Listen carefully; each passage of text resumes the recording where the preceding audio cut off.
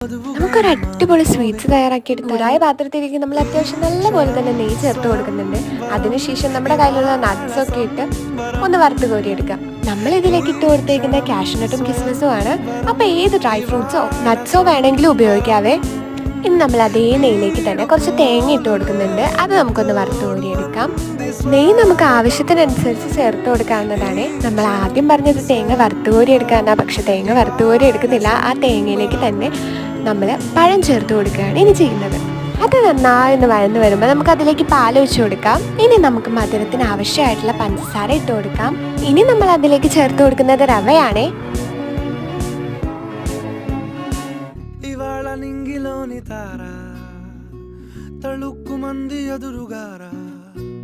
ഇനി ഇത് നമ്മുടെ ചീൻചട്ടിയിൽ നിന്ന് വിട്ട് വരുന്ന പാകത്തിനാക്കി എടുക്കണം. ഇനി നമുക്കത് ഇഷ്ടമുള്ള ഷേപ്പിലാക്കിയെടുത്ത് സെർവ് ചെയ്യാം. Okay, by.